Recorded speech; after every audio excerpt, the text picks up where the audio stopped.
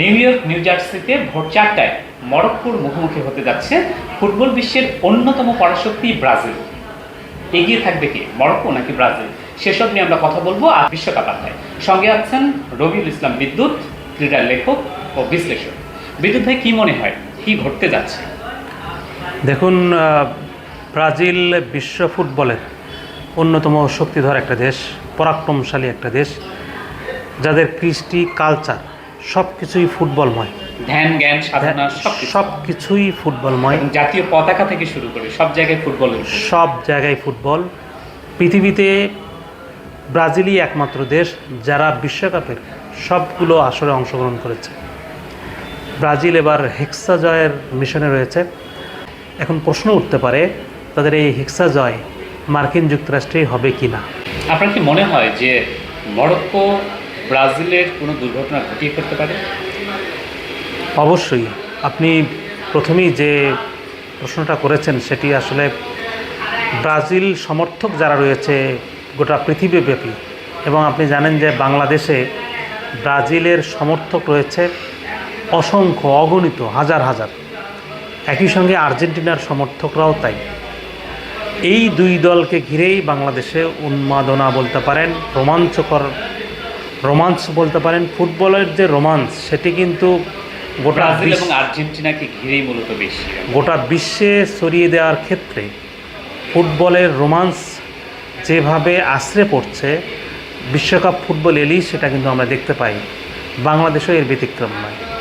আপনি দেখে থাকবেন যে গোটা বিশ্বে বাংলাদেশ যেভাবে ব্রাজিল এবং আর্জেন্টিনা এখানে প্রাসঙ্গিকভাবেই আসছে, যদিও আর্জেন্টিনার ম্যাচ পরে আছে।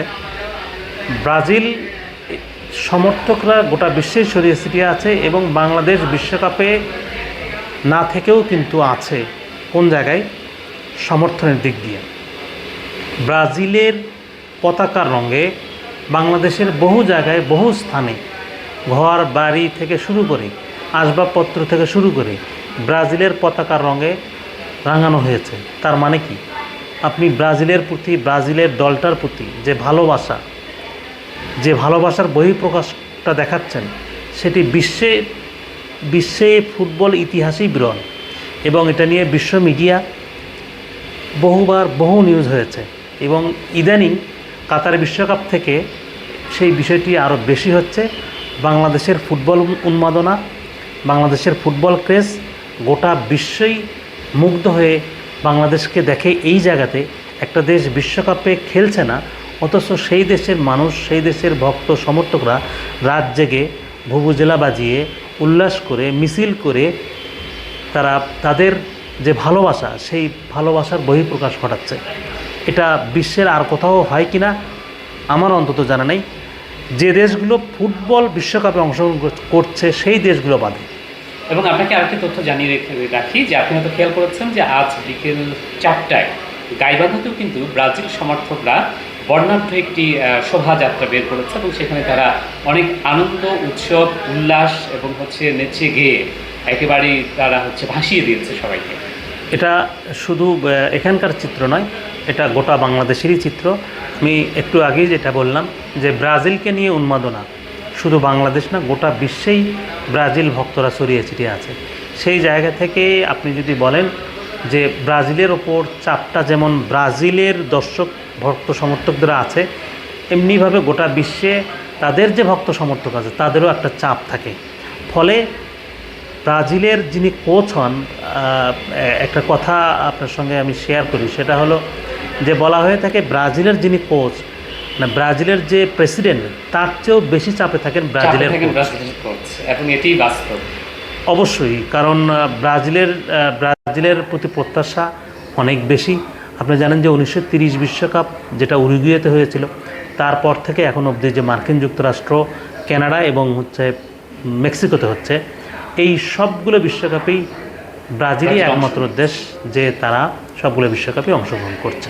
আচ্ছা, ব্রাজিলের শক্তি প্রথম ম্যাচে মরক্কোর বিপক্ষে কেমন দেখছেন? এখানেই আমি আপনাকে যদি সত্যি কথাটাই যদি আমাকে বলতে হয়, তাহলে ব্রাজিল ভক্ত সমর্থক যারা রয়েছে তারা কষ্ট পেতে পারেন। কিন্তু আপনি যখন বিশ্লেষণ করবেন ব্রাজিল কেমন করতে পারে মরক্কোর বিপক্ষে। আমি মনে করি যে মরক্কো যে লেভেলের ফুটবলটা খেলেছে 2022 বিশ্বকাপে কাতারে, এবং তারপরে তারা আফ্রিকান নেশনস কাপে তারা রানার আপ হয়েছে, এবং তাদের অনূর্ধ্ব 20 যে দলটি রয়েছে তারা কিন্তু আর্জেন্টিনাকে হারিয়ে অনূর্ধ্ব 20 বিশ্বকাপ জিতেছে। এবং তাদের বেশ কিছু প্লেয়ার রয়েছে যারা স্পেন এবং ফ্রান্সের মতো একাডেমিতে থেকে তারা প্রশিক্ষণ নিচ্ছে, এবং তাদের ফুটবল জার্নিটা যেভাবে শুরু হয়েছে কাতারে তাদের কিন্তু ফুটবল বিপ্লব ঘটে গিয়েছে। তো সেই জায়গা থেকে আপনি যদি চিন্তা করেন মরক্কো আফ্রিকার একটা ছোটোখাটো একটা দেশ এবং তাদেরকে ব্রাজিল সহজেই হারিয়ে দেবে, বিষয়টা কিন্তু এমনটা নয়, সুযোগ নাই, এত সহজ এমনটা ভাবার সুযোগ নেই। কারণ মরক্কোর যে পারফরমেন্স আমরা 2022 বিশ্বকাপে দেখেছি, তারা স্পেনকে হারিয়েছে, তারা পর্তুগালকে বিদায় করে দিয়েছে কোয়ার্টার ফাইনালে, এবং ফ্রান্সের সঙ্গে যদি সেমিফাইনালে না হতো তারা কিন্তু আর্জেন্টিনার সঙ্গে ফাইনাল খেলত। এই মরক্কো তো সেই মরক্কোর বিপক্ষে ব্রাজিল নামবে, নিশ্চিতভাবেই মরক্কো ব্রাজিলের কঠিন পরীক্ষা নেবে। ব্রাজিলের এই মরক্কোকে জয় করাটা যতটা আমরা যারা ভক্ত সমর্থক রয়েছি বা আরও যারা রয়েছে যারা ব্রাজিলকে ভালোবাসে তাদের কাছে মনে হচ্ছে হয়তোবা যে মরক্কোর বৈতরণী খুব সহজেই পেরিয়ে যাবে, কিন্তু আসলে সেটা হতে দেবে না মরক্কো। আচ্ছা, এই প্রসঙ্গে আপনার কাছে আমি আরেকটু জানতে চাইবো যে আপনি বলছেন যে মরক্কো এত সহজেই ব্রাজিলকে ছাড়বে না, সেক্ষেত্রে এমন কি হতে পারে যে মরক্কো বড় কোনো দুর্ঘটনা ঘটিয়ে ফেলতে পারে ব্রাজিলের বিপক্ষে? না, আপনি দেখুন যে ব্রাজিল যে এবারের বিশ্বকাপে এসেছে অনেক কষ্টে ক্ষত বিক্ষত হয়ে, বাছাই পর্ব তাদেরকে প্যারাগুয়ের কাছেও হারতে হয়েছে, এবং আপনি জেনে থাকবেন যে গত 3 বছরে ব্রাজিলের 3 জন কোচ পরিবর্তন হয়েছে। সর্বশেষ যিনি কোচ হিসেবে রয়েছেন কার্লো আনচেলত্তি। এটা একটা বিশ্ব রেকর্ড যে ব্রাজিল দলের কোচ কোনো বিদেশি। এটা কার্লো আনচেলত্তি দিয়েই শুরু হয়েছে। এতদিন যে বিশ্বকাপ 1930 সাল থেকে তারা অংশগ্রহণ করে এসেছে, সবগুলো কোচই ছিলেন তাদের দেশীয় কোচ। এই প্রথম ব্রাজিলে ইতালীয় কোচ কার্লো আনচেলত্তি। আর আনচেলত্তি সম্পর্কে আপনি জানেন যে English premier league, Spanish league, এই লিগগুলোতে তার অবদান বিরাট। তিনি রিয়াল মাদ্রিদের কোচ ছিলেন, তিনি আরও বিভিন্ন দেশের হয়ে বিভিন্ন দলের হয়ে কোচিং করিয়েছেন বিভিন্ন লিগে। তার কিন্তু বিশ্বকাপে কোচিং করানোর সেই এক্সপিরিয়েন্স নেই। প্রথমবার তিনি চ্যালেঞ্জটা নিয়েছেন ব্রাজিলের হয়ে, তিনি বিশ্বকাপে আসছেন। এখন আমরা দেখতে চাই যে আসলে আনচেলত্তির এই দল কতটা ব্রাজিলকে এগিয়ে নিয়ে যেতে পারে, এবং প্রথম ম্যাচেই তাকে কিন্তু পরীক্ষার মুখোমুখি হতে হচ্ছে, বিশেষ করে যে মরক্কোর বিপক্ষে প্রথম ম্যাচ। অবশ্যই, কারণ আপনি দেখবেন যে মরক্কোর আশরাফ হাকিমি, গোলকিপার বুনো সহ তাদের যে একঝাঁক তরুণ ফুটবলার রয়েছে, তো তাদের বিপক্ষে খেলাটা নিশ্চিতভাবেই আমি বলতে পারি যে খুব সহজ হবে না। তার ওপর নেইমার থেকেও নেই, নেইমার চোটে আছেন। আদৌ নেইমার কবে ফিরবেন? কোচ কার্লো আনচেলত্তি প্রেস কনফারেন্সে বলেছেন যে আগামী সপ্তাহে নেইমার ক্যাম্পে যোগ দেবেন। সেটা আসলে কবে নাগাদ তিনি যোগ দেবেন, কবে তিনি ব্রাজিলের হয়ে আদৌ মাঠে নামতে পারবেন কি না, সেটা নিয়েও কিন্তু একটা সংশয় রয়েছে। তার পায়ের পিছনের যে পেশি, সেই পেশিতে টান পড়ে গত 17 মে তিনি কিন্তু ইনজুরিতে আক্রান্ত হন। তো নেইমার থাকা মানে ব্রাজিলের জন্য একটা শক্তি, একটা মানসিক শক্তি, যে জায়গাটা আর কি, সেটি অনেক বেশি শক্তিশালী। হ্যাঁ, যেটা তরুণ যারা ফুটবলার রয়েছে তাদের ক্ষেত্রে নেইমারের উপস্থিতিটা অত্যন্ত দরকার ছিল। কিন্তু এটি শুধু তাদের জন্য না, আমার কাছে যেটি মনে হয় যে সারা বিশ্বে ব্রাজিলের যারা ভক্ত সমর্থকরা রয়েছেন তাদের কাছেও কিন্তু শক্তির একটা বড় প্রতীক নেইমার। আপনি যথার্থই বলেছেন।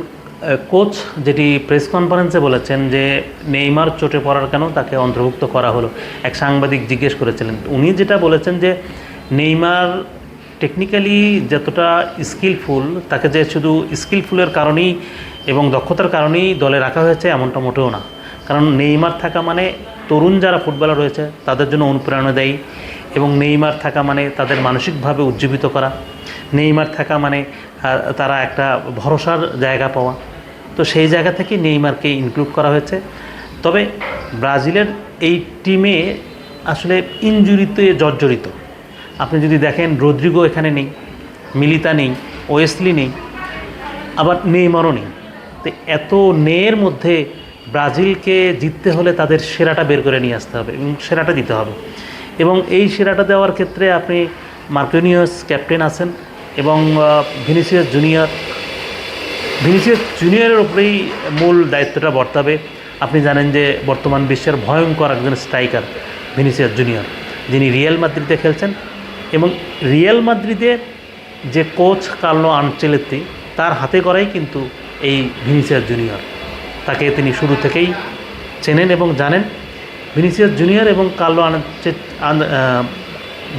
জুনিয়র এবং আনচেলত্তির যে ফরমেশন, যে গেম প্ল্যান, সেটা আসলে কতটা বাস্তবায়ন হয় মাঠে সেটি এখন দেখার বিষয়। আচ্ছা, এত সীমাবদ্ধতার পরেও বলবো যে ব্রাজিল এই যে প্রথম ম্যাচে নামার ক্ষেত্রে ব্রাজিলের মানে কোন বিষয়গুলো রয়েছে যেগুলো ব্রাজিলকে এগিয়ে রাখবে শক্তি হিসেবে? দেখুন, ব্রাজিল কিন্তু অলওয়েজ ফেভারিট দল। প্রতিটা বিশ্বকাপই ব্রাজিল গিয়েছে এবং ব্রাজিলের গায়ে ফেভারিটের তকমা লাগেনি এমনটা কিন্তু না। ব্রাজিল কিন্তু এবারও ফেভারিট। নেইমার নেই, রদ্রিগো নেই, মিলিতারা নেই, ওয়েসলি নেই, তারপরেও কিন্তু ব্রাজিলকে ফেভারিট তালিকায় রাখা হচ্ছে। তবে ব্রাজিল সুবিধাটা হয়তো পাবে, তারা উত্তর আমেরিকা এবং দক্ষিণ আমেরিকা, ল্যাতিন আমেরিকার দেশ এবং উত্তর আমেরিকা পাশাপাশি মহাদেশ, সেটি একটা বিষয় হয়ে থাকতে পারে। এবং ব্রাজিলের বিশ্বকাপ খেলার অভিজ্ঞতা, ব্রাজিলের বিশ্বকাপ খেলার অভিজ্ঞতা রয়েছে, যেমন ব্রাজিলের অতীত অভিজ্ঞতা। এবং আপনাকে এটাও জানিয়ে রাখি যে যুক্তরাষ্ট্রে প্রথম বিশ্বকাপ হয়েছিল 1994 সালে, সেইবার কিন্তু ব্রাজিলই বিশ্বকাপ জিতেছিল। এবং 1970 সালের পর ব্রাজিল চতুর্থবার এই যুক্তরাষ্ট্রের মাটি থেকে বিশ্বকাপ জেতে। এবং সেটি একটি হচ্ছে ইতিবাচক অবশ্যই, সেটা একটা শক্তির প্রতীক এবারের জন্য। অবশ্যই, কারণ সেই যে 1994 সালে জেতা বিশ্বকাপ রোমারিও বেবে তারা জিতিয়েছিলেন, সেটাও তাদের জন্য অনুপ্রেরণা হতে পারে। তবে ব্রাজিল তাদের যে শক্তি আছে সেটা নিয়ে তারা মরক্কোর সঙ্গে লড়বে এবং অবশ্যই তারা তো জয়ের জন্যই মাঠে নামবে এবং ব্রাজিল সবসময় জয়ের জন্যই খেলে। নিশ্চয়ই। আমি আপনাকে আরও একবার ঘুরে ফিরে একই প্রশ্নের দিকে নিয়ে যাব, সেটি হচ্ছে এত কিছুর পরেও আপনার কি মনে হয় যে মরক্কোর কাছে ব্রাজিল হেরে যেতে পারে? এক কথাই একটু জানতে চাই। অবশ্যই, কারণ মরক্কোর যে শক্তি, মরক্কোর যে আমরা অতীত দেখেছি 2022 বিশ্বকাপে কাতারে স্পেনকে হারানো, পর্তুগালকে বিদায় করা, তারপরে আমরা যেটা দেখলাম যে তাদের নতুন যে কোচ মোহাম্মদ ওইবি, তার নেতৃত্বে অনূর্ধ্ব-20 বিশ্বকাপে তারা কিন্তু চ্যাম্পিয়ন হয়েছে আর্জেন্টিনাকে হারিয়ে। এই যে পাইপলাইন, মরক্কোর কাছে যদি ব্রাজিল হেরে যায়, এটা আসলে আমাদের যারা ব্রাজিলের যারা ভক্ত সমর্থক রয়েছে তাদেরকে এটা মেনে নিতে হবে। কারণ মরক্কো এতটা শক্তিশালী এবং এতটা নিজেদেরকে ডেভেলপ করেছে, বলা হচ্ছিল যে মরক্কো 2022 বিশ্বকাপে তাদের ফুটবল বিপ্লবী ঘটিয়ে ফেলেছে। সেই জায়গা থেকে মরক্কো যদি ব্রাজিলকে হারিয়েও দেয়, এটা কিন্তু আসলে অবাক হওয়ার কিছু থাকবে না। এরপরেও বলবো যে আপনি ব্রাজিল এবং মরক্কোর মধ্যে কোন দলকে কিছুটা হলেও এগিয়ে রাখবেন? অবশ্যই ব্রাজিল এগিয়ে থাকবে।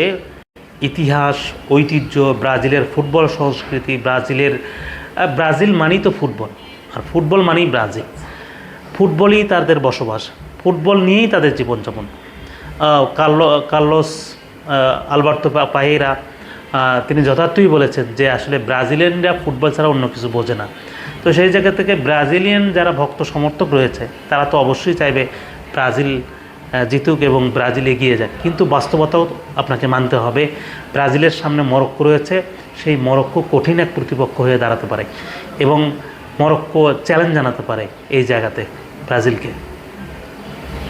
ব্রাজিলকে জিততে হলে তাদের সেরাটা দিতে হবে, সেরাটা উজাড় করে দিয়ে জয় নিয়ে আসতে হবে। নর্মালি যে হেসে খেলে জয়ের যে ব্যাপারটি থাকে, যে মাঠে গেলাম, ফেভারিটের তকমা গায়ে লাগালাম এবং খেললাম, জিতলাম, জয় করলাম, বিষয়টা এমন হবে না।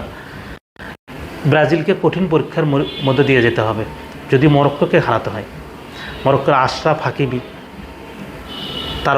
তারকা ফুটবলার, সেই জায়গা থেকে মরক্কো চ্যালেঞ্জ তো জানাতেই পারে ব্রাজিলকে। যেমনটি জিজ্ঞেস করেছিলাম যে মরক্কোর কাছে ব্রাজিল হেরে যেতে পারে কিনা, ঠিক এর উল্টো প্রশ্নটা এবার আপনাকে করতে চাই। মরক্কোকে খুব সহজভাবে হারিয়ে ব্রাজিল জয় ছিনিয়ে নিতে পারে কিনা? সেটা বোধহয় সেটা সহজ হবে না ব্রাজিলের জন্য, কারণ আপনাকে আমি আগেই বলেছি যে মরক্কো আফ্রিকান দল, তারা যে তাদের শক্তি সামর্থ্য তারা কিন্তু বুঝিয়ে দিয়েছে।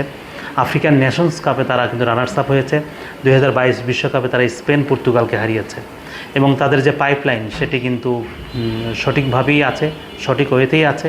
তো সেই জায়গা থেকে ব্রাজিলের জন্য সহজ হবে না প্রতিপক্ষ হিসেবে মরক্কো। ব্রাজিলকে তারা চ্যালেঞ্জ জানাবেই এবং ব্রাজিলকে সেই চ্যালেঞ্জটা গ্রহণ করতে হবে। ভিনিসিয়াস জুনিয়র রয়েছে, সেখানে মার্কিনিওস রয়েছে, লুকাস পাকেতো রয়েছে, তাদেরকে দায়িত্বটা নিতে হবে। যদিও তারা বয়সে অনেক তরুণ, কিন্তু তাদের দায়িত্বটা কাঁধে তুলে নিতে হবে। ব্রাজিলের যদি হেক্সা জয়ের সেই মিশনের থাকতে চায়, অবশ্যই আজকের ম্যাচ ব্রাজিলকে জিততে হবে।